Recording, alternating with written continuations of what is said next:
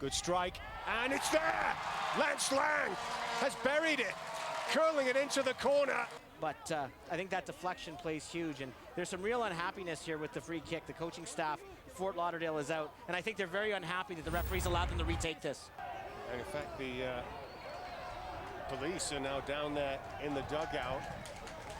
The city police officers trying to intervene, and they're getting a hand from the supporters. It's not often you see the police intervene. Yeah, I was just talking with the halftime team talk. I don't know if we're going to have one with the coach, because I think he's been sent off. Yes, and I think there's more too now. I think some of the players on the bench have been sent off. Both the coach and the assistant have been sent off. So Fort Lauderdale, I don't think, has a coach on the bench right now. This is incredible. I don't know if I've seen an entire coaching staff sent off at one time. I don't think that I've seen the police take away the coach before either. Here's what happened. You can see that ball moving there. And the whistle went just as he was kicking the ball. Gunter Kronsteiner, former Rapid Vienna manager, and there he is, because he's not allowed in the dugout. A red card for him, and there's his assistant, and he's got to sit with the fans. They're clearly on the cell phone right now. The assistant is talking and making motions toward the bench, and the bench is on the cell. And I don't know if that's allowed. I think that's contact between the bench and the coaches. The coaches, I don't think, are supposed to have any contact with the bench when they're upstairs. I mean, it's really hard to limit it in an age of technology, but they are definitely talking. They're still orchestrating the game from the stands. Meantime, on the pitch, free kick for the Eddies. Laverty over the ball, the dead ball specialist.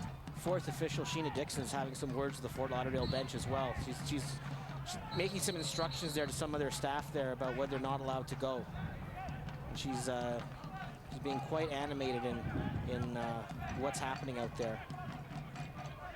The coach from the Fort Lauderdale Strikers tried to get back down to the pitch, and there's a bit of a shoving match here or a yelling match between him and Rod Proudfoot, FC Edmonton's general manager, and Gunter Kronsteiner wants to get back.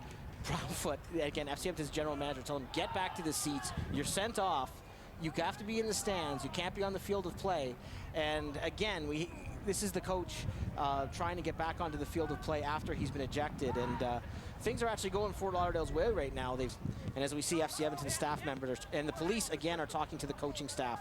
And it looks like the coaches are going to be escorted out of the stadium, possibly. I don't know if we can show you what's happening here, but again, two Edmonton City police officers have come to speak to the coaching staff. And there you see they're trying to figure out what to do. One of them doesn't look like he wants to move, but he's being encouraged that it might be in his best interest to do that.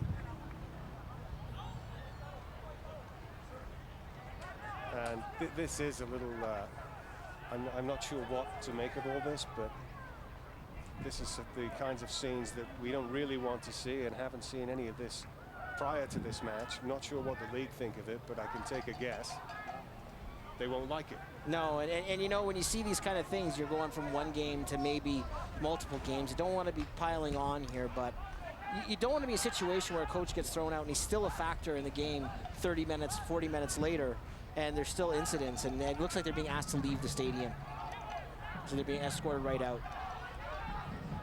And I don't know if this has anything to do with them trying to communicate. We saw earlier, the coach trying to get back down to the pitch.